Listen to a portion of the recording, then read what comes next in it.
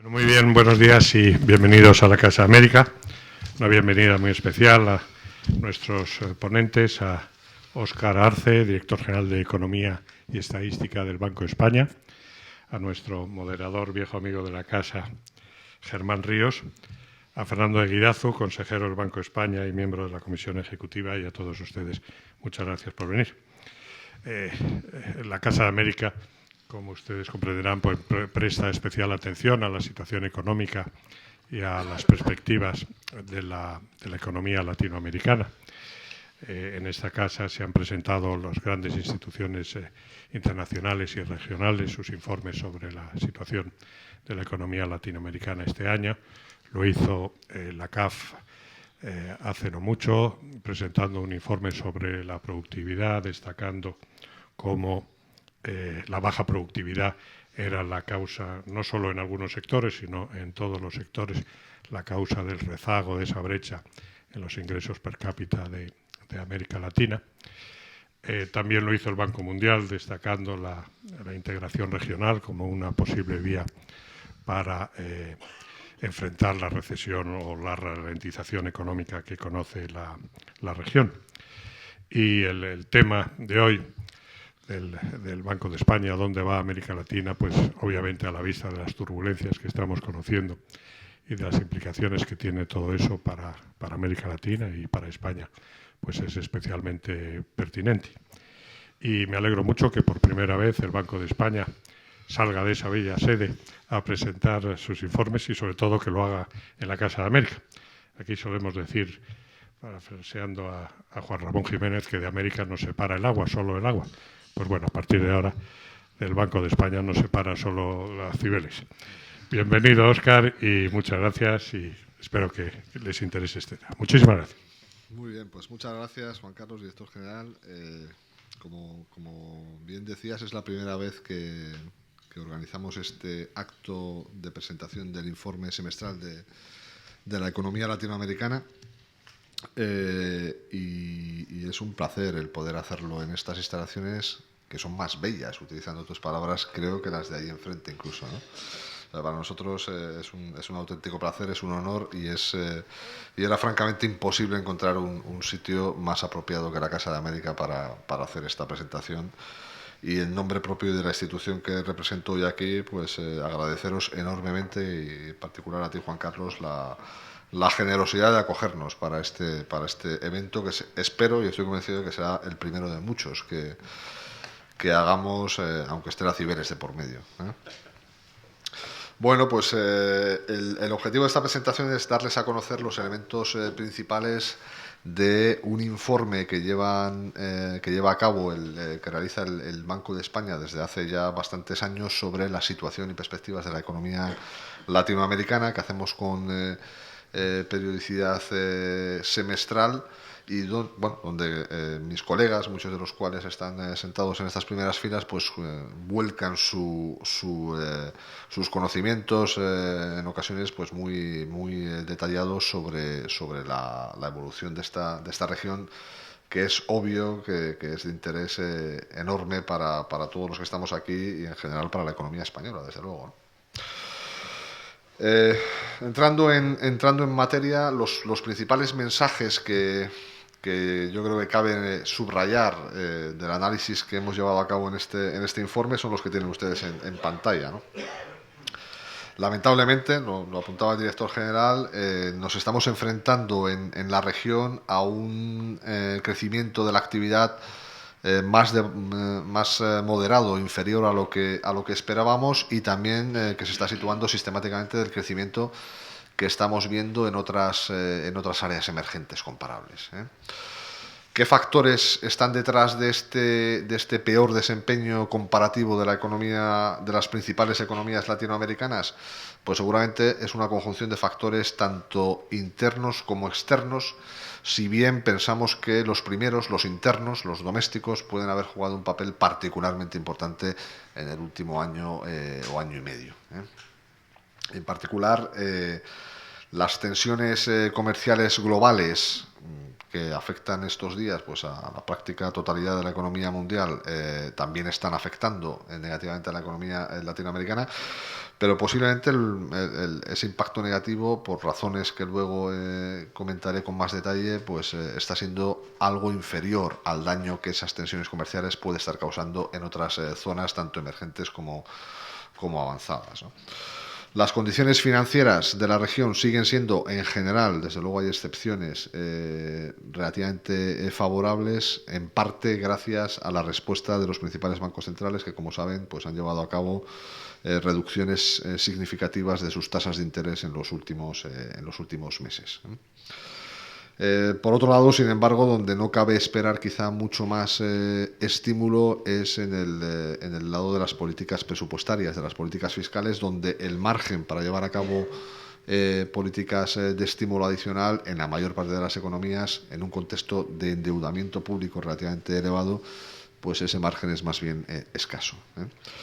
En el plano de la situación macrofinanciera nos preocupa lógicamente sobremanera la situación argentina. Bueno, estamos en un compás de espera hasta ver cómo orienta el gobierno recientemente elegido la situación de renegociación del programa con el Fondo Monetario, etcétera, etcétera. Y en la parte final de la presentación me detendré un poco para subrayar algunos de los principales retos que no son de naturaleza coyuntural, que son de naturaleza más estructural, más persistentes en el tiempo.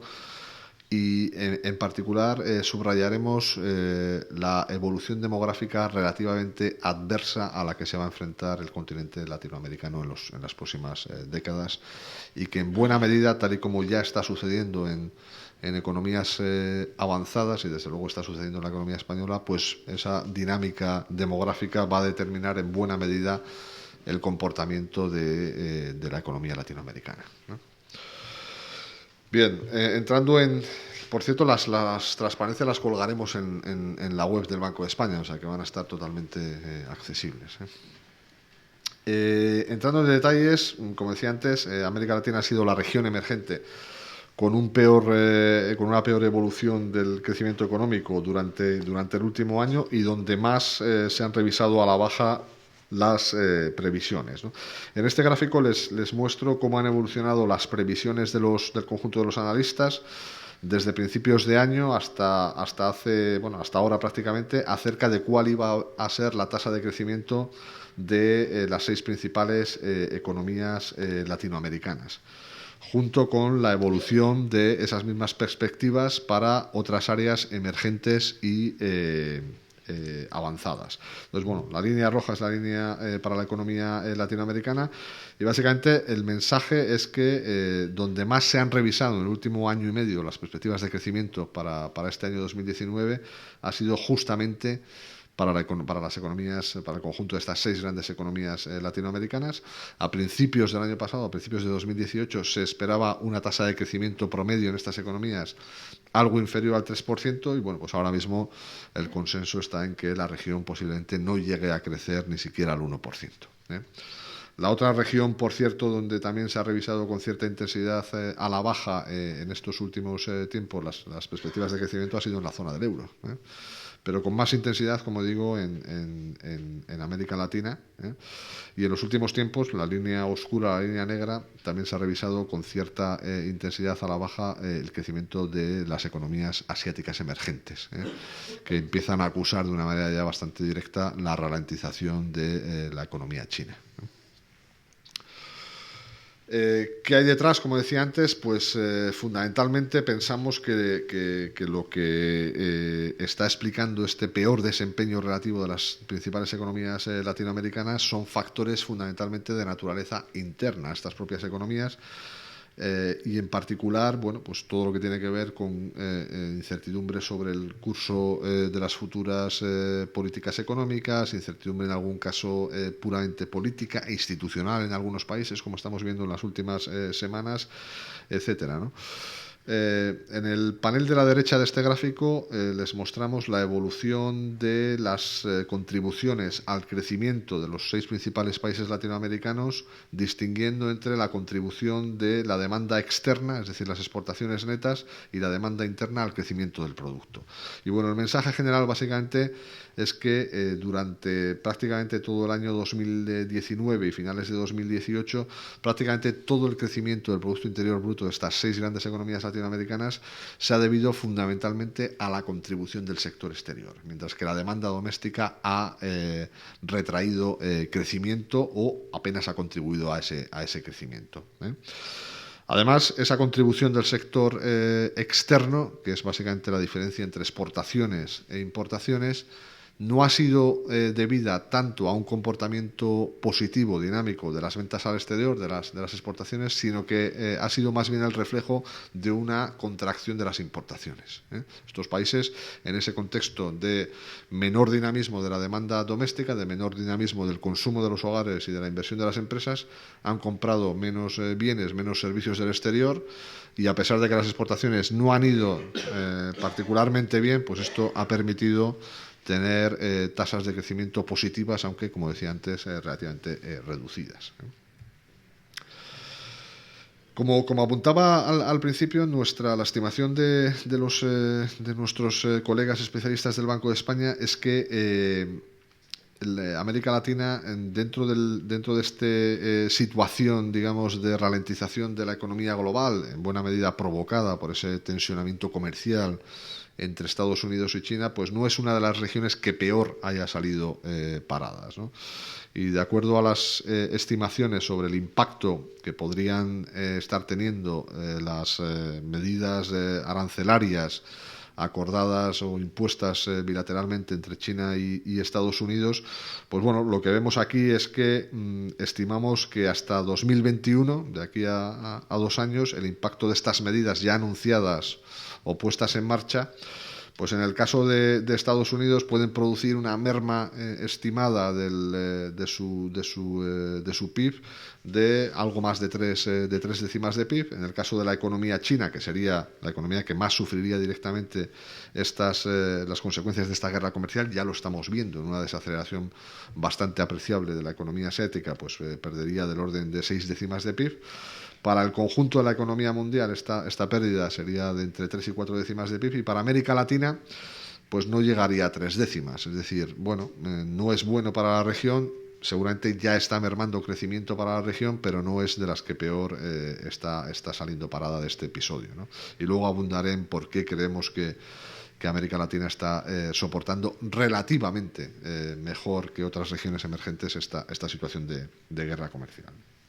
En cuanto a las condiciones financieras, bueno, pues han tenido un comportamiento en general, aquí les muestro en el panel de la derecha los índices bursátiles, el agregado del índice bursátil para América Latina, bueno, pues ha tenido un comportamiento, digamos, bastante en línea durante la mayor parte de los últimos 6 meses, bastante en línea, al menos cualitativamente, con lo que hemos visto en otras economías emergentes y avanzadas. Quizás sí se aprecia en el tramo final. En la parte derecha, la línea azul, se aprecia un comportamiento más desfavorable comparativamente de los índices latinoamericanos, seguramente como reflejo de ese tensionamiento que estamos viendo en algunas de sus economías, ¿no? ¿Por qué las economías latinoamericanas no están sufriendo tanto el envite de la guerra comercial y de la desaceleración de la economía global? Pues posiblemente porque América Latina tiene un grado de apertura al exterior más bajo que el de otras economías emergentes. Son economías menos expuestas al comercio de bienes y servicios que lo puedan ser, por ejemplo, las economías emergentes asiáticas, ¿no? Y también su grado de imbricación, de participación en las cadenas de valor global, en los procesos, digamos, escalonados de producción de bienes, donde unos países importan insumos de otros que posteriormente reexportan y demás, pues también es, en términos promedios, relativamente reducido. reducido, es más bajo que, por ejemplo, el papel que juegan las economías del este de Europa o las economías emergentes asiáticas, que están más imbricadas, que participan de una manera más directa en esas grandes cadenas de valor global. Es verdad que en algunas economías importantes latinoamericanas, como México, pues el papel de las cadenas de valor, como saben, muy ligadas en muchos casos a la industria estadounidense, es relativamente elevado. Pero para el conjunto de la economía latinoamericana, de las grandes economías latinoamericanas, hay que tener en cuenta que son economías menos expuestas a lo que sucede en el resto del mundo, y esto, en esta circunstancia, digamos, de turbulencias globales, pues ha significado que el impacto de ese deterioro global haya sido algo más moderado en la región. Esto no quiere decir, como decía antes, que las economías latinoamericanas hayan salido o estén saliendo indemnes de estas turbulencias comerciales y de esta ralentización del crecimiento global. Hemos visto una desaceleración de las exportaciones y, de hecho, en los últimos meses estamos viendo tasas interanuales negativas de las exportaciones de la región. Y bueno, pues algunos países están capeando esta situación mejor, como es el caso de México. Otros, bueno, pues están sufriendo un retroceso más acusado de las exportaciones. Pero si se fijan en el panel de la izquierda, la línea de las exportaciones latinoamericanas es la línea roja. Pues bueno, en general han evolucionado mejor que las de Asia emergente, las de China, que llevan ya bastante tiempo en territorio negativo, etcétera. Es decir, bueno, están aguantando algo mejor que otras regiones, ¿no? ¿Por qué? Pues básicamente, además de ese menor grado de apertura y esa menor participación en las cadenas de valor global, pues es posible que algunas economías latinoamericanas y algunos sectores en particular se puedan estar viendo incluso relativamente beneficiados de ciertos efectos de desvío de los flujos comerciales. Me explico. En el caso de la economía mexicana, bueno, estamos acumulando cierta evidencia de que se pueden estar beneficiando de la sustitución de importaciones antes procedentes de China por parte de Estados Unidos de productos elaborados en México.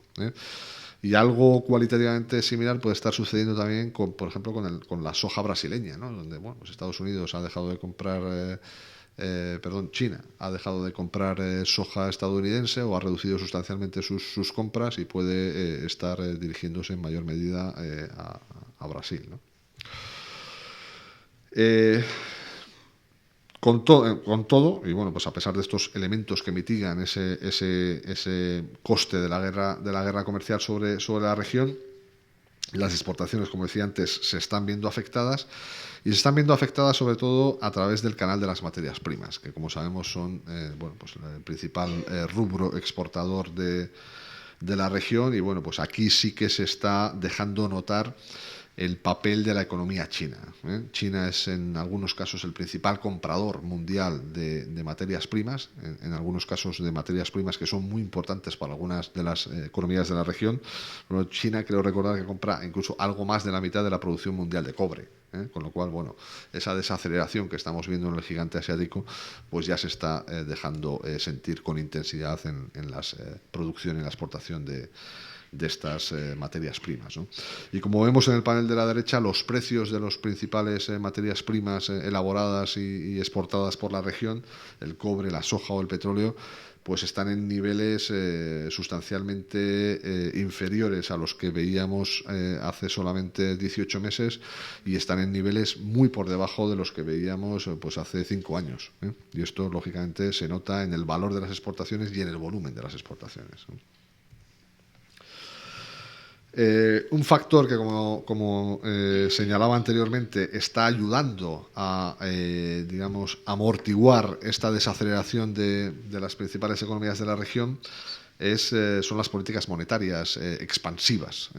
La mayor parte de los bancos centrales de la región, como se aprecia en el gráfico de la derecha, han llevado a cabo reducciones de cierta cuantía en sus tasas de interés, de sus tipos de interés oficiales. Y esto ha sido posible porque, bueno, no se aprecian presiones inflacionistas. Las principales economías de la región todavía tienen capacidad económica ociosa.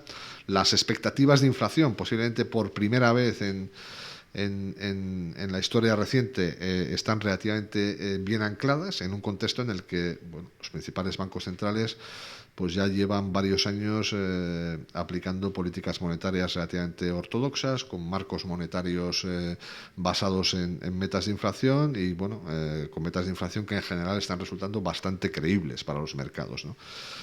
Esto, unido a la estabilidad relativa de los tipos de cambio de la región, pues les ha generado a los bancos centrales cierto espacio para poder llevar a cabo en estas condiciones macroeconómicas difíciles esas reducciones en los tipos de interés, ¿no? Y de hecho el tipo de interés real en la mayor parte de las economías, quizá con la excepción de México, está por debajo del que nosotros estimaríamos como tipo de interés natural o tipo de interés de equilibrio a largo plazo. Es decir, en estos momentos el tono de la política monetaria pues en la mayor parte de estas economías sería claramente expansivo.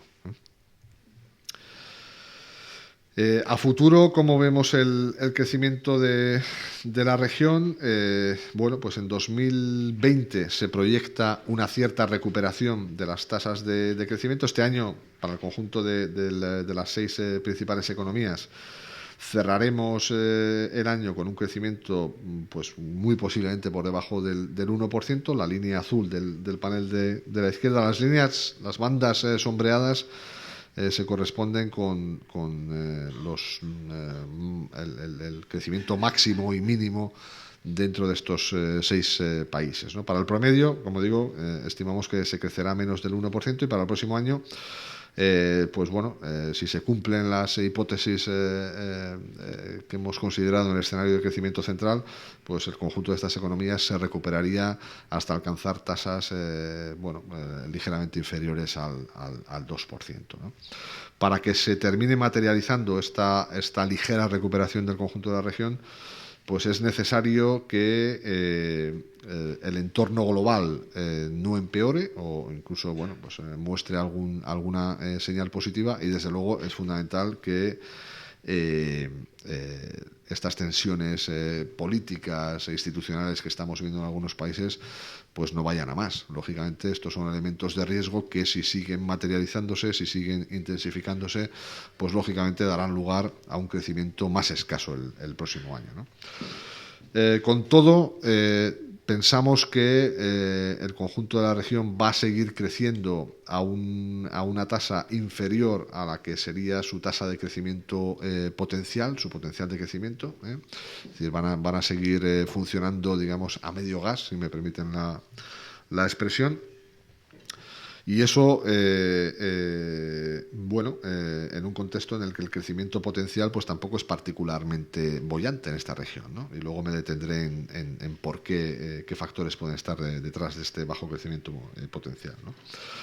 Y, por supuesto, como señalaba antes, los riesgos frente a esa senda central de suave recuperación para el próximo año están, lamentablemente, claramente inclinados a la baja, ¿no? Tanto por la situación internacional bastante incierta, aunque es verdad que en las últimas semanas estamos acumulando algunas señales algo más esperanzadoras, pero sobre todo preocupa mucho la incertidumbre política, geopolítica interna en algunas de estas economías, ¿no? Así como la política monetaria ha podido, digamos, echar una mano en estos tiempos de turbulencia macroeconómica, donde vemos que quizá el espacio para contribuir a esa estabilización es más bajo en el caso de la política fiscal, ¿no? En general, para el conjunto de la región, el espacio que tienen las autoridades fiscales para implementar políticas de estímulo creemos que es bastante reducido, ¿no? En este gráfico les mostramos cómo ha evolucionado la deuda pública de las principales economías latinoamericanas en los últimos 5 o 6 años. Y bueno, el mensaje es bastante claro, ¿no? Los ratios de deuda pública, prácticamente sin excepciones, han aumentado en estos últimos 6 años. En algunos casos hasta representar proporciones del PIB, es decir, la deuda pública como porcentaje del PIB, pues que rozan el 80 y tantos, 90%, como es el caso de Argentina y de Brasil. Es decir, son cifras de endeudamiento que presentan las economías avanzadas más endeudadas. Es decir, estamos hablando de tasas históricamente elevadas de endeudamiento, y en algunos casos, de manera muy notoria en el caso de Argentina, con una proporción de deuda pública emitida en moneda no local, en dólares norteamericanos fundamentalmente, muy elevada, lo cual les expone no solo a un riesgo, digamos, de sostenibilidad fiscal, sino también a un riesgo claro de tipo de cambio. Se mantiene, asimismo, el desequilibrio casi crónico del sector exterior dentro de la región. Se ha corregido algo en Argentina, luego entraremos con algún detalle adicional en el caso argentino, pero se ha ampliado en otros países como Colombia y Chile. Y bueno, sorprende o contrasta bastante estos déficits que en general son bastante cuantiosos. Estamos hablando de déficits que oscilan entre el 3, 2 y pico, 4% del PIB, es decir, son déficits por cuenta corriente importantes, ¿no? Y que contrastan mucho, si se fijan en el lado derecho, con los superávits que consiguen otras regiones emergentes, como en el caso de las barras azules Asia emergente o el caso de Europa Central y del Este, ¿no? Y este, lógicamente, sabemos que es un elemento crónico de vulnerabilidad de la región. También cabe resaltar que este desequilibrio externo se está manteniendo, en algunos casos amplificando, a pesar de que la posición cíclica de estas economías no es particularmente boyante, ¿no? ¿Y esto por qué es así? Bueno, pues básicamente porque, a diferencia de lo que le puede suceder a economías más o menos avanzadas, la situación o el saldo exterior no depende tanto de la situación cíclica de la economía en cuestión, sino, en el caso de las economías latinoamericanas, como sabemos, depende muchísimo de los ciclos de las materias primas, es decir, de los precios de las materias primas en los mercados internacionales, que determinan en buena medida lo que estas economías pueden exportar o pueden vender al exterior. Entonces, en ese contexto de desaceleración global, de caída de los precios y de las importaciones globales de materias primas, esto está motivando que, a pesar de esa desaceleración de la demanda interna a la que me refería antes en el conjunto de Latinoamérica, aún con eso el saldo exterior, bueno, pues siga mostrando números rojos. Sobre Argentina, bueno, señalar lo que todos sabemos. En primavera de 2018 se produjo un parón súbito de los flujos de entrada de capitales internacionales. Esto dio lugar a la petición del gobierno argentino de un programa de asistencia financiera por parte del Fondo Monetario Internacional, que preveía la introducción de ciertas condiciones para garantizar la estabilidad macrofinanciera y fiscal en el país latinoamericano, y en particular para reducir la inflación y moderar tanto el déficit público, el déficit fiscal, como el déficit externo. El déficit público se ha moderado bueno, de una manera relativamente apreciable. Es la línea azul del gráfico izquierdo. Argentina tenía un déficit del 6% prácticamente en 2017, y bueno, pues este año se espera que se cierre en cifras del 3 y pico, 4%. Bueno, siguen siendo un déficit cuantioso, pero con una tendencia ahora algo más positiva que la que venía trayendo estos últimos años. Se ha producido un ajuste bastante importante del déficit por cuenta corriente, que había alcanzado una cifra bastante significativa del 5% en 2018, y que en ese contexto de recesión y de contracción importante de la demanda interna, pues ese déficit externo se ha reducido hasta el 1% del PIB argentino. A pesar de esa inversión de la tendencia, digamos, negativa del déficit público, aún así la deuda pública ha vuelto a aumentar, la línea roja del panel de la izquierda, y esto es básicamente porque, como digo, a pesar de esa moderación del déficit, el hecho de que el Producto Interior Bruto se haya contraído, pues genera una presión al alza sobre el ratio de deuda pública sobre el producto.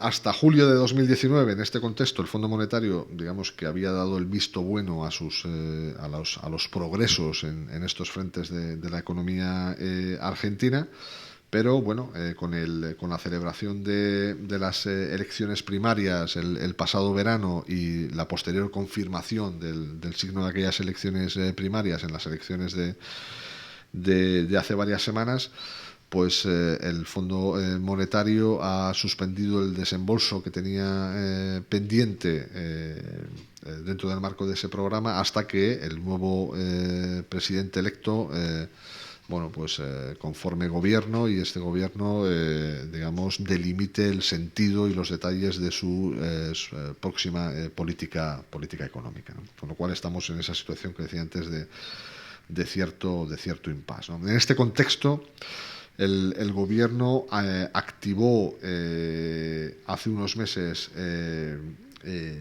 controles de capitales como una medida para interrumpir esa tendencia que se aprecia bastante en el gráfico de la derecha de reducción de las reservas internacionales y en particular de los depósitos en dólares, ¿no? En ese contexto el gobierno activó distintas medidas de restricción de capitales, y quizá donde menos visibles han sido las mejoras relativas a las condiciones que imponía el programa del Fondo Monetario ha sido en la inflación, donde todavía estamos viendo tasas persistentemente superiores al 50%, como se aprecia en el gráfico de la derecha.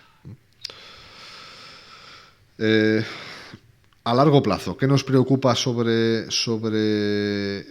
las posibilidades económicas de la región? Pues nos preocupa mucho un factor que es absolutamente esencial a todos los efectos en términos de capacidad de crecimiento, de funcionamiento de la demanda, de retos sociales, etcétera, que es la demografía.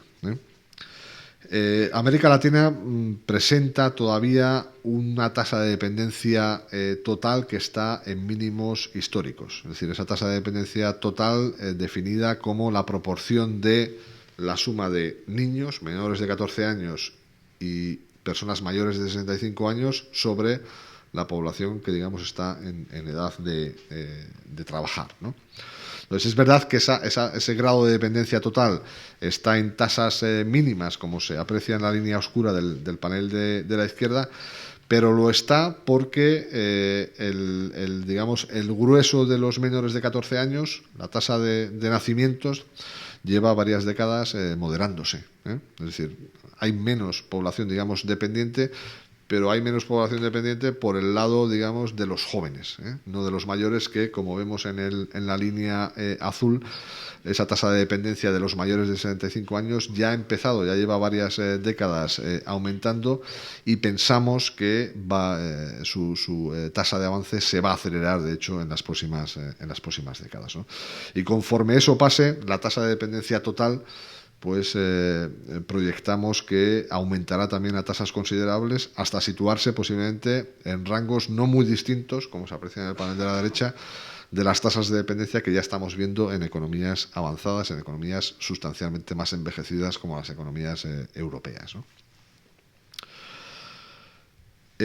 Una dimensión que ya estamos viendo que está generando retos importantes, incluso ya a corto plazo, y tensiones en algunos casos, donde se hace más visible el impacto del envejecimiento poblacional, es en los sistemas de cobertura social, en las pensiones en particular, ¿no? Y aquí les muestro la evolución reciente en el panel de la izquierda de los principales determinantes del gasto en pensiones en la región, y destaca como un factor que contribuye de manera positiva, importante y creciente a ese gasto en pensiones, la tasa de dependencia, es decir, la proporción de personas mayores sobre personas en edad de trabajar, las barras verdes del panel de la izquierda, ¿no?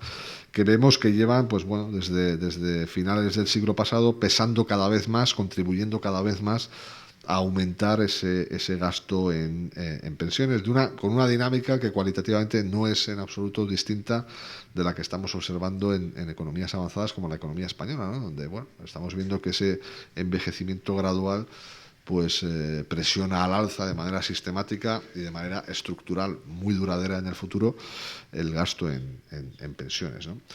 De hecho, si no se produjera ningún ajuste en el resto de determinantes del gasto total en pensiones de la región, se produciría un incremento bastante importante de la proporción del producto que estos países deberían dedicar para hacer frente a sus obligaciones en materia de pensiones, ¿no?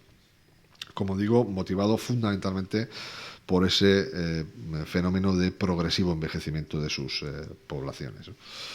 Y termino como empezaba, subrayando los principales mensajes de nuestro análisis, ¿no? Que básicamente se resumen en que en los últimos meses, trimestres, América Latina está decepcionando en su crecimiento económico, fundamentalmente por una conjunción de factores que afectan negativamente a la demanda doméstica. El entorno global no ayuda, pero es verdad que tampoco perjudica especialmente o sobremanera a la región. En términos de su mix de políticas, la política monetaria ha podido contribuir a mitigar esa desaceleración. La política fiscal, lamentablemente, pensamos que no tiene mucho más margen, dado los elevados grados de deuda pública de muchas de estas economías. Y bueno, pues a largo plazo la economía muestra retos importantes, en particular derivados de ese fenómeno de envejecimiento acelerado, de envejecimiento relativamente rápido al que parece que se ve abocado la región. Y esto es básicamente lo que les queríamos contar, ¿no? Muy bien, muchas gracias. Bueno, primero que nada, como siempre, ya llamo a mi casa, América, porque me siento como en casa. Agradecer también al Banco de España por la oportunidad de comentar este interesante y completo reporte. Yo la verdad, quiero hacer 4 cosas, ¿no? Voy a ser muy breve, voy a poner mi teléfono acá para no pasarme mucho el tiempo. Y luego vamos a abrir a las preguntas que ustedes puedan tener. Y las 4 cosas que quiero hacer son: primero, subir a 30.000 pies de altura y tratar de ver América Latina con una perspectiva de más largo plazo, tanto hacia adelante como hacia atrás. Segundo, quiero hacer algunos comentarios específicos sobre el reporte que me ha parecido muy interesante y me gustaría rescatar algunas cosas que por falta de tiempo no se pueden contar, pero que me parece que han hecho un trabajo muy interesante en el reporte. Tercero, como estamos hablando de las 6 economías más importantes de América Latina, en una pequeña píldora les voy a tratar de dar mi opinión de qué es lo que podría pasar hacia adelante en cada una de estas. Donde me la voy a jugar, como todos saben, es en Argentina, porque si alguien supiera lo que va a pasar en Argentina, sería un genio. Pero yo voy a tratar de adelantarles algunas de las cosas que yo creo que podría pasar. Y finalmente, quiero complementar esta última parte del reporte con los aspectos estructurales, porque la pregunta es si en América Latina estamos complacidos con tasas de crecimiento del 2% y si lo empujamos mucho del 3%, y viéndolo en el largo plazo, la verdad que son tasas de crecimiento que primero no nos ayudan a cerrar la brecha con el mundo desarrollado y segundo, nos producen estas cosas que están pasando ahora en América Latina, que es este descontento social con lo que crecen los países, que es mediocre, pero que al mismo tiempo pareciera que no le llegara al resto de la población. Empiezo a los 30.000 pies de altura. Y lo que pasa en América Latina, si uno analiza la historia, es que nos gustan los extremos. La verdad que somos muy extremistas. Si uno analiza un poco la historia, cuando éramos neoliberales de verdad. Hicimos toda la receta del consenso de Washington al pie de la letra, ¿no? Cuando nos fuimos un poquito a la izquierda, ¿no?, por ser diplomático, ¿no?, nos fuimos completamente a la izquierda, ¿no? Y estoy hablando de periodos de tiempo, estoy hablando de los 90, estoy hablando del comienzo de los 2000, un poco en términos de ideología. Obviamente no todos los gatos son iguales y tenemos algunos países como Chile que nunca pasaron a lo mejor por esto, pero la mayoría de los países algo de esto hicieron. Luego, cuando vemos la parte económica, si analizamos, por ejemplo, hubiésemos tenido esta misma conversación a comienzos de los años 2000, estaríamos hablando maravillas de la región porque estaba creciendo a tasas del 5, 6, 7% y todo estaba bien, ¿no? El problema es que algo que ocultaba ese boom de commodities era que el emperador está desnudo. Y mientras algunos países hacían las cosas más o menos bien, habían otros que francamente eran un desastre y se reflejan mucho en los resultados que estamos viendo hoy. Luego nos pasamos a otro extremo, los buenos y los malos, ¿no? En el caso de los buenos y los malos, que vino después del boom, fue cuando el emperador finalmente se vio que estaba desnudo. Los buenos eran aquellos países que habían hecho la tarea bien durante todo el periodo. Por ejemplo, hablábamos de la Alianza del Pacífico como la panacea y lo que debía ser América Latina, y hablábamos de los malos, que era el Mercosur, ¿no?, porque no terminaban de hacer, no se integraban con el mundo, etc. El problema que tenemos ahora con esta visión de extremos es que si nos paramos hoy en día a ver qué está pasando en América Latina, la verdad que está bien complicado de entender, porque nuestro poster child, como dicen los americanos, que era Chile, hoy en día está en medio de una, digamos, efervescencia social que no la habíamos visto y que probablemente no entendíamos, pero que voy a volver en eso al final. Luego tenemos otros países como Brasil, donde están pasando cosas que a lo mejor si no lo vemos en detalle no nos damos cuenta, pero que a mí me parece que están siendo bien interesantes, haciendo un poco abstracción del tema político, etc. Entonces, desde este punto de vista, creo que hoy en día ser analista de América Latina, justo en esta coyuntura, es de las tareas más difíciles que hay, porque nos cuesta mucho generalizar y también nos cuesta mucho a veces entender las peculiaridades de cada uno de los países. Ese era el primer comentario que les quería hacer, que me parece que es importante cuando uno está mirando lo que está pasando en América Latina. El segundo comentario tiene que ver con el reporte. El reporte me ha parecido un reporte muy completo, cubre los principales problemas que, tanto externos como internos, que estamos viendo en la mayoría de los países de América Latina, pero bueno, hay un dicho que dice que a veces en los promedios algunos enanos se ahogan, ¿no? Y a veces un poco cuando tratamos de generalizar mucho, hay ciertas cosas que no vemos, pero en la presentación quedó claro que hay países que tienen una dinámica económica bastante diferente a otros países. Por ejemplo, siempre hemos hablado de los países que dependen más de commodities, que están más hacia el sur, pero además no dependen todos de los mismos commodities. O sea, los de más al sur dependen más de commodities agrícolas y los de un poco más al norte dependen más de commodities minerales. A veces se comportan estos commodities de manera parecida, otras veces no. Entonces, ahí también tenemos una primera diferencia. Y el caso de México, que fue bastante bien mencionado, es un caso bastante particular, porque además de depender estrechamente de Estados Unidos y tener esta dinámica productiva que es un poco diferente, vale la pena examinarlo con otra lupa, porque no es el mismo animal que tenemos en otro de los países. Pero me parece que el reporte hace un buen esfuerzo y un buen trabajo en tratar de diferenciar por países qué es lo que está ocasionando su problema particular. Por ejemplo, en los casos de Perú y Colombia, que son de los países que salen mejor parados de lo que estamos viendo, una de las razones que vemos es que a pesar de toda la turbulencia política que hemos tenido, existe en esos dos países en particular una cierta resiliencia ante esos impactos políticos que, a pesar de que podemos generalizar que la dinámica de la demanda interna ha sido también afectada, no ha sido tan afectada como podríamos decir de otros países. Las otras dos cosas que me gustan del reporte es el esfuerzo de cuantificar cuál es el impacto que podría tener la guerra comercial China-América Latina en América Latina. Y en realidad yo entiendo perfectamente que hacer un modelo y calibrarlo y tratar de llegar con un número mágico de cuál es el impacto no es una tarea fácil por la cantidad de factores que afectan acá. Pero quiero destacar esto porque a pesar de que no se nombró en la presentación, a mí me gustaría decir el número. El impacto en el Producto Interno Bruto de América Latina de una guerra comercial entre China y Estados Unidos que tenga las características que tiene actualmente es de aproximadamente un 0,3%, si no lo vi mal, ¿no? Y depende un poco de algunos supuestos adicionales. Lo que me parece bastante interesante de los canales de transmisión de este fenómeno en América Latina son básicamente bastante bien explicados los canales comerciales, donde tenemos unos factores que son positivos y otros negativos.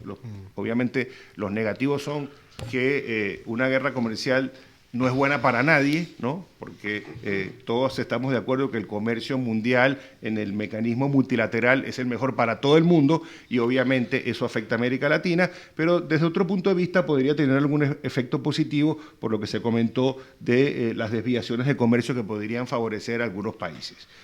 Parece mentira que tengamos que decir en un foro que una de las cosas buenas de América Latina es que no está tan integrada el mundo, que no comercia con el resto de la gente, que no está en las cadenas comerciales, pero bueno, así es la vida. Algunas veces cosas que no son tan positivas nos ayudan a mitigar algunos de los riesgos. Yo quería también destacar el tema argentino, y voy a volver en eso, de que el reporte haga un esfuerzo en explicar lo que pasa en Argentina. porque ya eso demuestra una gran valentía, ¿no? Y la verdad, analizando un poco la situación económica, la conclusión que yo saco de esto es que, digamos, el camino no se ve claro, ¿no? Y las opciones de política tampoco. Entonces, digamos, pensar un poco qué es lo que va a pasar ahí es bastante complicado. Yo me voy a atrever a hacer un par de comentarios sobre eso ya al final. Y finalmente,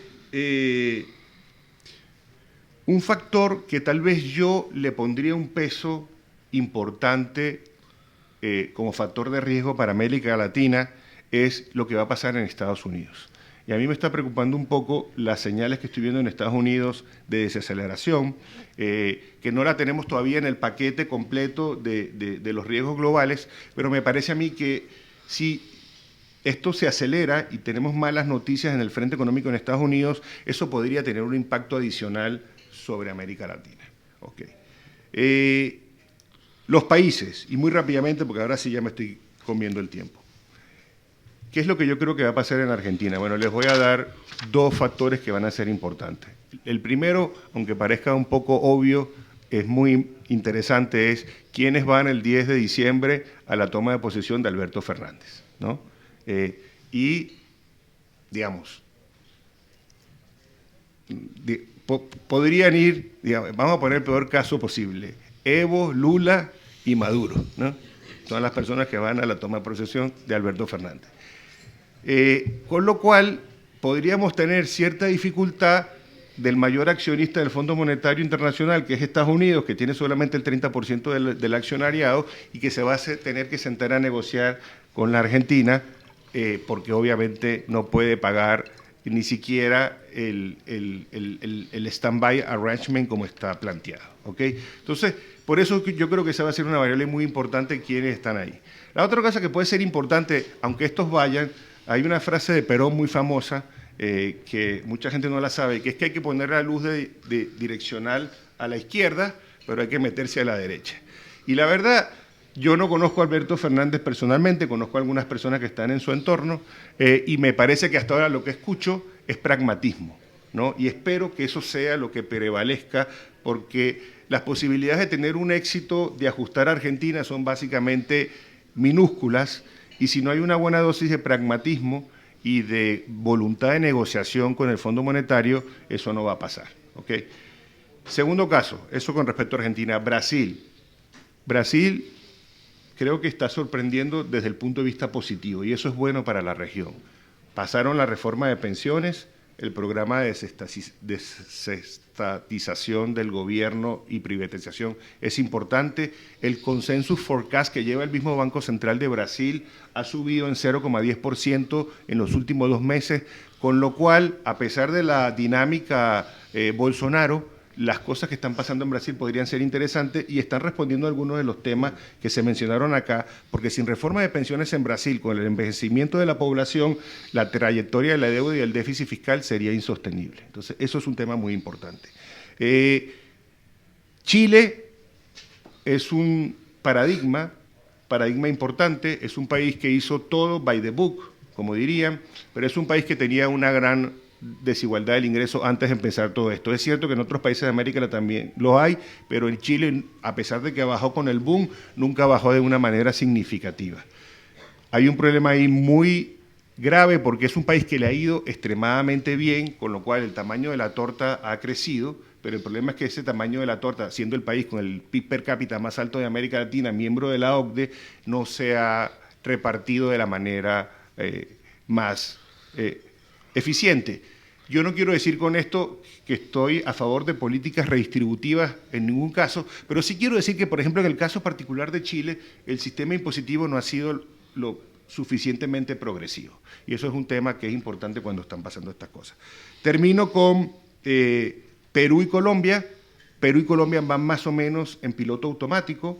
La inversión en ambos países se ha desacelerado un poco por todos los factores que hemos analizado, pero son países que estamos esperando que van a crecer entre el 2,5% y 2,9% en el caso del Perú y 3% en Colombia. Son países que han logrado un poco desconectar lo que está pasando en el ruido político, probablemente porque lo han tenido por mucho tiempo, y lo que está pasando en el ámbito económico. Y finalizo con lo estructural. ¿Y qué es la apuesta que tiene que hacer América Latina para poder salir de esta dinámica de bajo crecimiento, de problemas sociales? Hay que hacer una apuesta muy importante por algo que en mi antigua casa, la CAF, llamábamos la transformación productiva. Y el problema que América Latina ha tenido, y lo voy a decir solamente en una píldora, es que somos una región que depende de recursos naturales, somos una región que ha tratado de hacer el trabajo de agregar valor a esos recursos naturales con cierto grado de éxito, pero no total éxito, y somos una región que no está mirando otras cosas, por lo menos no lo suficiente. Y yo creo que ese es un tema y es una oportunidad, porque en este mundo digital de nuevas oportunidades, nuevos negocios y nuevas cosas, yo creo que hay posibilidades de hacer atajos. Y América Latina debería apostar por este tipo de inversión. Eso no se hace sin tres ingredientes fundamentales.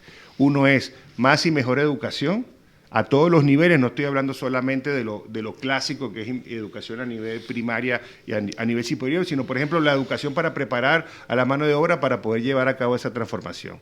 Infraestructura, que es complicado por el tema de los déficits fiscales, pero donde hay que ser más creativos y buscar cómo podemos traer al sector privado para hacer más y mejor infraestructura con condiciones fiscales que no afecten tanto a la región. Porque sin infraestructura no hay integración y no hay posibilidades de aumentar el comercio.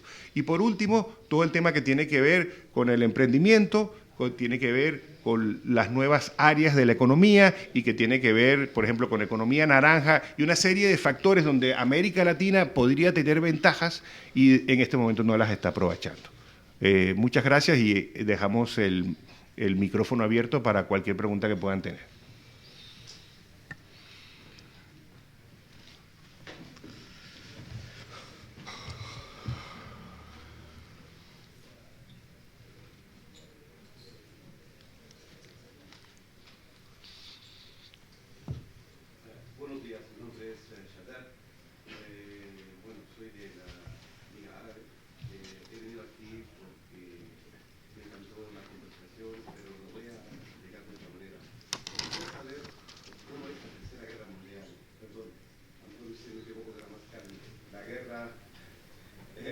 Entre América y China.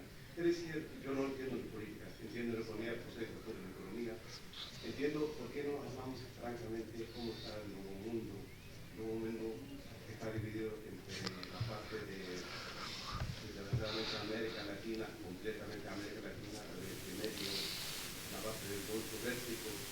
El mundo parece ser que está cambiando. Entonces, ¿por qué no hablamos francamente cómo sería el mundo económico? Se me ocurre la idea, el mundo cómo va a ser, dividiendo con lo que está, la desgracia que está pasando últimamente en Chile, en Argentina, en todos esos países que usted ha mencionado perfectamente, y adecuadamente también toda la parte del Golfo Pérsico y Oriente Medio. Entonces, parece ser que el mundo está rodeando hacia la Tercera Guerra Mundial, bueno, o Tercera Guerra de formar el mundo, cómo sería, no lo sé cómo sería, pero me gustaría que usted me refleja un poquito, francamente. Dejamos de la política porque yo no entiendo política, entiendo economía y me encantaría entenderlo en este concepto. Muchas gracias. Recogemos 2 o 3 preguntas y luego las contestamos todas.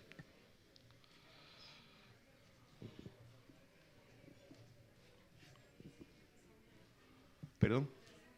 Que sean breves porque si no, no nos da tiempo para contestarlas todas. Bueno, mi nombre es José María Plaza, escriba, conozco Brasil bastante y entonces ha dicho que está sorprendiendo Brasil desde el punto de vista positivo. Aparte del tema de la reforma de pensiones, me gustaría que tocase el tema de la nueva política exterior, que la última reunión de la OPRIC en Brasilia ha demostrado que ha sido realmente un éxito. Gracias.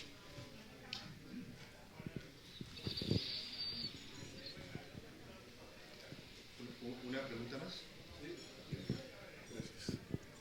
Buenos días, mi nombre es Carlos Ávila y pues nada más de forma breve quisiera entender cuál es la perspectiva de ustedes en caso de que lo que teóricamente viene y es el acuerdo comercial entre China y Estados Unidos, que entiendo va por buen camino y que pues no solo es comercial, sino tiene un alcance mayor. ¿Y qué sería el impacto hacia América Latina en general? Gracias. Ok. Germán.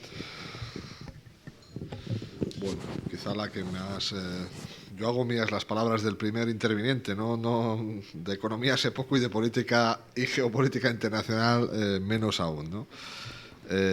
Con lo cual, bueno, la conjetura sobre posibles conflictos globales, guerra mundial, etcétera, etcétera, la verdad es que me excede, ¿no? No tengo la sensación de que estemos ahí, y de hecho, y aprovecho esta reflexión al hilo del último comentario, ¿no? A ver, la sensación es que algunos de los riesgos geopolíticos más importantes que nos preocupaban a la comunidad de analistas macroeconómicos hace relativamente poco tiempo, hace un trimestre, pues yo creo que afortunadamente están perdiendo cierta intensidad, ¿eh? Y tengo básicamente dos o tres en mente, ¿no? El primero y más directo es el conflicto chino-estadounidense, que como decía usted, pues bueno, las señales que están llegando en las últimas semanas son relativamente positivas y esperanzadoras, de que por lo menos el conflicto no escale a más, no vaya a más, ¿no? Y bueno, pues existe incluso la posibilidad de que pudiera desescalarse o desinflarse ese tensionamiento. Es verdad que todo esto es tremendamente precario e incierto, lo sabemos, ¿no? Y en buena medida estamos en manos, entre comillas, del presidente Trump, que, bueno, pues en fin, tiene una línea de actuación, cuando menos en ocasiones, poco previsible, ¿no? Pero yo creo que las señales que llegan de ese foco de conflicto, que coincido con usted, es un foco de conflicto que no es puramente comercial, es un foco de conflicto al final de pugna tecnológica y seguramente de pugna militar entre las dos superpotencias, ¿no? Pero bueno, quiero ser relativamente positivo y optimista con esas señales recientes, y espero que solidifiquen en los próximos meses, ¿no? El otro elemento de conflicto geopolítico que es particularmente relevante para el caso del área del euro, quizá menos para la región latinoamericana, es Brexit. Es la posibilidad de una salida abrupta de la economía del Reino Unido de la Unión Europea. Bueno, pues la sensación también es que ese foco de riesgo, que ese sería bastante material para el conjunto de la economía europea, y lo sería también para la economía española, pues de nuevo da la sensación de que los últimos desarrollos, lejos de clarificar el escenario, estamos todavía sumidos en un caos y una incertidumbre acerca de este episodio tremendo, pero bueno, da la sensación de que ese episodio o esa posibilidad de escenario de Brexit abrupto, desordenado, caótico, costosísimo para todas las partes, pues afortunadamente es menos relevante hoy que hace unos meses, ¿no? Y un tercer factor, quizá un poquito más difuso, pero yo creo que también hay que poner en perspectiva, y que toca de una manera más o menos directa a la región latinoamericana, es, digamos, ese comportamiento de los mercados globales, de los mercados financieros internacionales, que en los últimos tiempos está siendo, y toco madera porque esto se mantenga así, relativamente responsable, entre comillas. Me explico. Hemos visto en los últimos año y pico, 2 años, problemas importantes en algunas economías emergentes pues bastante relevantes, como es el caso de Turquía o de Argentina. Y los mercados financieros internacionales, en esta ocasión, a diferencia de lo que tradicionalmente ha sucedido en los últimos decenios, pues no han reaccionado masivamente con pánicos y de manera indiscriminada retirando sus inversiones y sus posiciones de todos los países emergentes, sino que en esta ocasión, afortunadamente, han sido capaces de discriminar dónde estaban los problemas y dónde no había problemas tan importantes, ¿no? Y de hecho, uno de los mensajes que precisamente está en esta transparencia es que de momento las tensiones financieras en la región, a pesar de los problemas macroeconómicos, a pesar de los problemas de índole política en algunos casos o incluso de tensionamiento social, pues están siendo relativamente moderados, ¿no? Entonces, bueno, yo creo que eso es un elemento de soporte, toco madera, insisto, porque esto se mantenga, que es relativamente novedoso en el ámbito de las economías emergentes en general y de la economía latinoamericana en particular, o de las economías latinoamericanas en particular, que creo que bueno, pues nos dan un poquito más de margen para capear esta situación financieramente complicada a nivel global, ¿no? Entonces yo creo que esto también hay que ponerlo en valor, y hay que ponerlo en valor como el resultado posiblemente de la aplicación de políticas que yo no sé si son ortodoxas, no ortodoxas, tal, pero que son de sentido común, ¿no? Es decir, políticas de gestión macroeconómica orientadas a la estabilidad, con el caso de los bancos centrales latinoamericanos creo que es un caso paradigmático de cómo se puede hacer una transición hacia unos marcos monetarios sensatos y que al final funcionan, funcionan para dar estabilidad de precios, funcionan para dar confianza macrofinanciera. Señalabas, Germán, que dentro de un poco de este mare magnum reciente de inestabilidad, desaceleración y demás, había dos economías que estaban capeando el temporal razonablemente bien, ¿no? Perú y Colombia, ¿no? Me resulta más familiar el caso de Perú que el de Colombia, incluso por vínculos personales, ¿no? Pero en algo en lo que me da la sensación de que hay bastante consenso acerca de ese grado de resistencia económica de la economía peruana es, digamos, esos avances institucionales que ha tenido Perú en los últimos decenios y de manera muy singular la labor magnífica que ha llevado a cabo el Banco Central y la figura de su presidente, Julio Velarde, a la hora de inspirar confianza sobre los pilares básicos del equilibrio macrofinanciero del país, ¿no? Con lo cual, bueno, no me quiero extender más de lo que lo he dicho, que es bastante, pero creo que esos elementos de soporte yo creo que también merece la pena subrayarlos.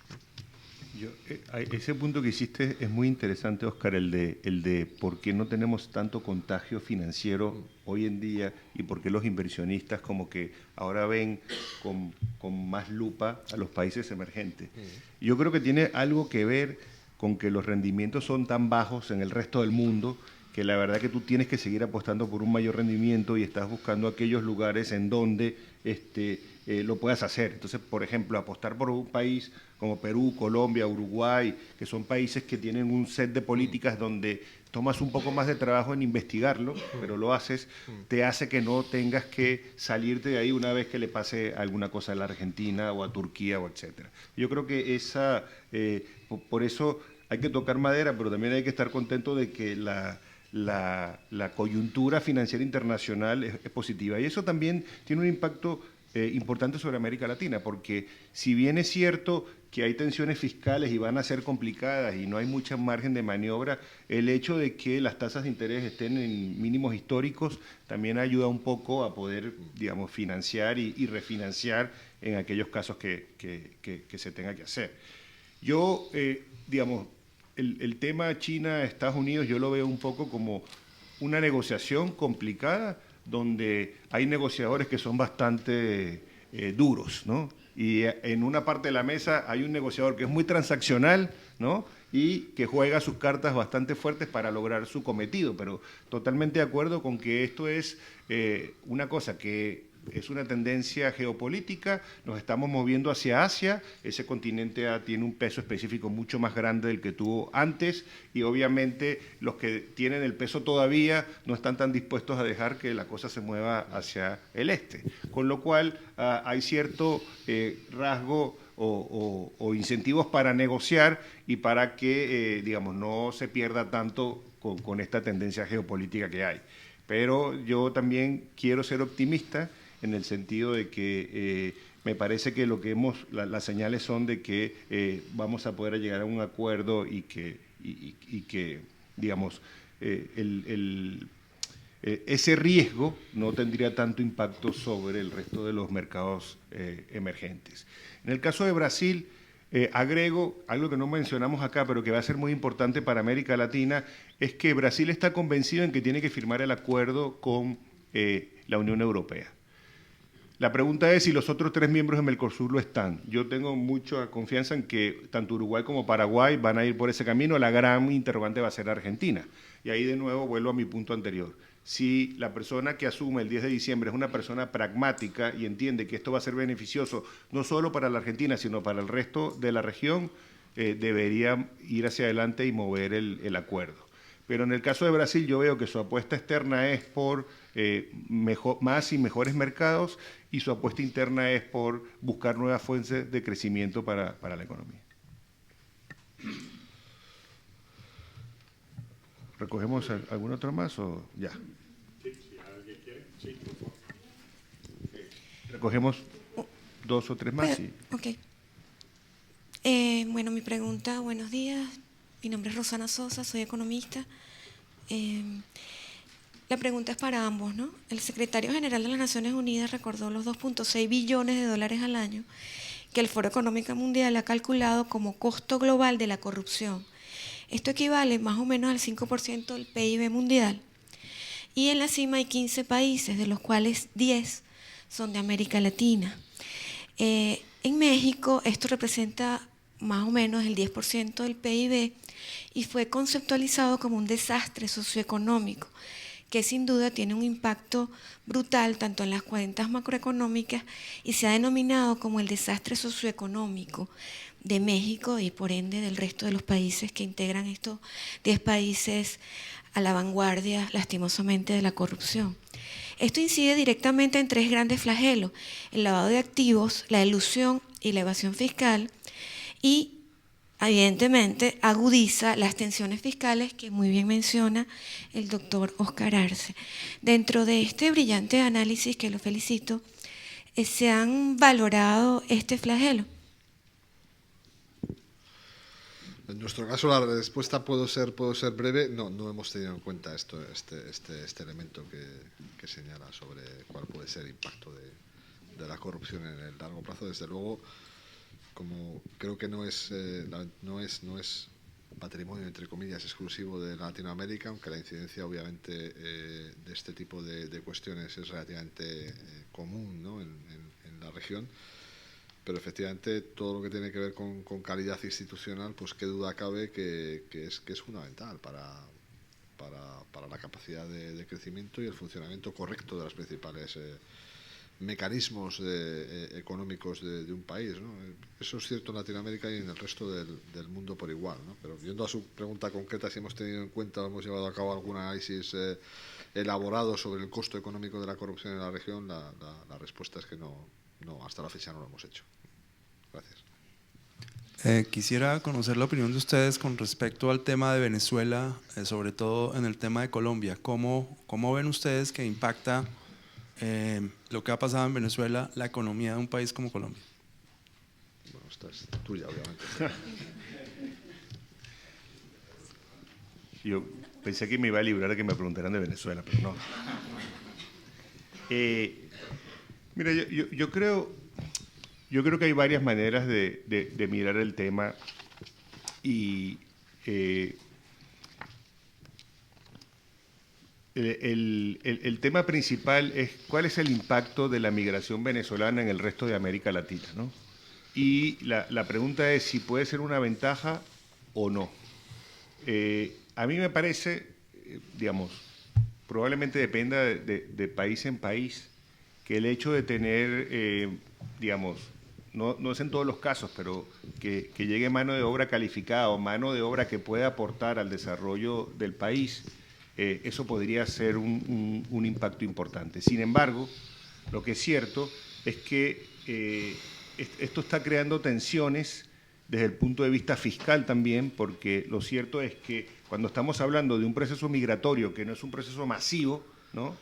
Como por ejemplo, guardando las distancias un poco, la migración que viene hacia España, en otros países de Europa es un poco más importante, pero que es algo que se puede manejar relativamente, no voy a decir fácil, pero con mayor capacidad que cuando cruzan 1 millón y tantas de personas una frontera. Eso es un tema mucho más complicado.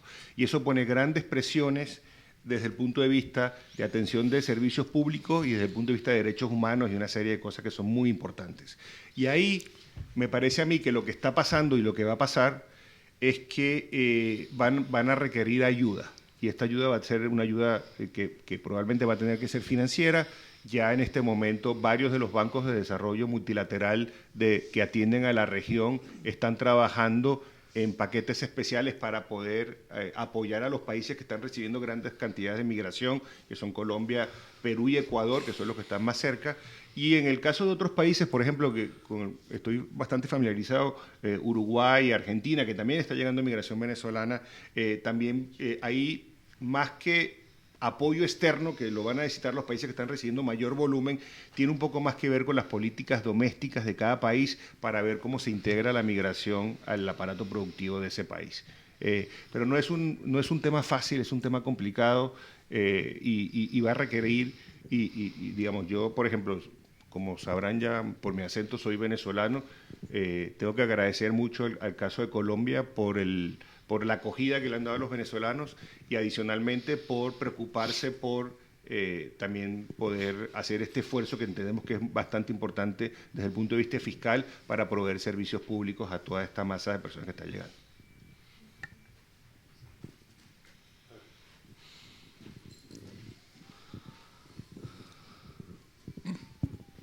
Sí, buenos días.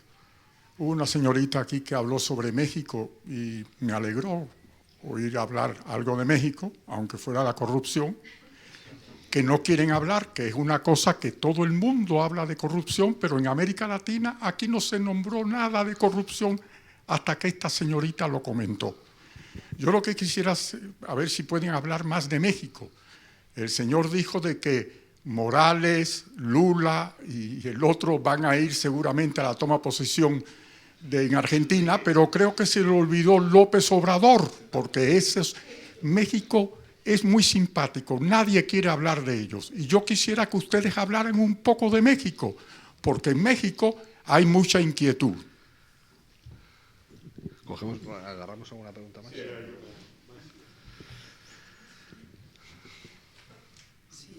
Sí, buenos días. Yo soy Marisol de Francisco de Banco Santander. Mi pregunta iba para Germán. Cuando mencionaste los factores de largo plazo que sería necesario focalizar para impulsar el crecimiento de América Latina, mencionaste una mayor y mejor educación, un aumento y también mejora en la calidad de la inversión en infraestructuras y, por último, un mayor apoyo al emprendedurismo. Los dos primeros me quedan bastante claros cómo enfocarlos, pero si nos pudieras dar algún detalle de cómo piensas que debería enfocarse el tercero. Gracias.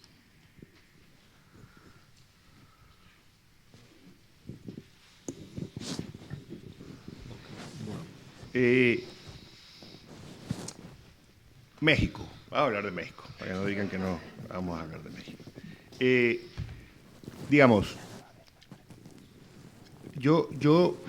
Digamos, mi percepción acerca de México es que hay ciertos problemas sociales que obviamente han implicado un cambio de rumbo, digamos, político y que está teniendo un impacto sobre la economía. A mí me parece que un tema muy importante de resolver en México va a ser Pemex, ¿no? Porque el caso de Pemex es una compañía petrolera, es la más endeudada del mundo, ha venido cayendo su producción petrolera y desde el punto de vista de la economía mexicana es muy importante lograr hacerla recuperar esa producción. El gobierno anterior tenía un programa y una política que tenía más que ver con todo el tema de mayor participación de inversión privada en el rescate de Pemex, pero este gobierno ha parado un poco este tema y ahora está dependiendo más de la parte estatal para hacerlo. Digamos, yo creo que esto no está bien. Yo creo que una de las cosas que México tiene que hacer para poder crecer más hacia adelante es resolver el tema Pemex. A mí me parece un tema importante. Me parece que es importante aumentar la producción de petróleo y me parece que es importante hacerlo con la participación del sector privado. El tema de la corrupción, yo no puedo estar más de acuerdo con lo que dice Óscar. es un tema de instituciones. En la medida en que los países puedan construir más y mejores instituciones, en esa misma medida la corrupción, todos sabemos que no desaparece, pero lo que sí tenemos que hacer es que no tenga un impacto importante sobre lo que está pasando. Yo voy a dar algunas buenas noticias desde mi punto de vista de lo que podría pasar en América Latina con respecto a la corrupción. Tal vez eso incluya a México o tal vez no, pero yo creo que lo que pasó con Odebrecht, con todo lo que nos parece que fue escandaloso y todo lo que nos parece que fue tremendo, son buenas noticias para América Latina. ¿Por qué? Porque hoy en día las instituciones están más preparadas o mejor preparadas para lidiar con temas como Odebrecht. El tema de la corrupción también se ha convertido en un tema de, digamos, político y social. Y la gente, cuando protesta y cuando sale a la calle, que es lo que estamos viendo en América últimamente, uno de los temas importantes es ese, porque no, digamos, si pago impuestos y hago las cosas y luego alguien se lo roba, eso no son buenas noticias. Pero yo creo que estos episodios, el hecho de que esté gente en la cárcel, el hecho de que la justicia haya más o menos trabajado bien, es una señal importante para que estas reformas institucionales de América Latina sigan moviéndose en la dirección correcta y que, digamos, aquí sí toco madera yo, podamos tener la posibilidad de que veamos menos de eso, porque la respuesta a lo que pasó con Odebrecht ha sido mayores controles desde el punto de vista estatal para evitar que esto se vuelva a repetir. Y eso no solo pasó en 1 o 2 países, sino pasó en toda América Latina. Muy bien, no tengo la verdad que no, sí, añadir. Con esto, si me da permiso el director de Casa América, terminamos el acto. Les pido un gran aplauso para el Banco de España, porque la verdad que ha sido una gran representación. Bueno.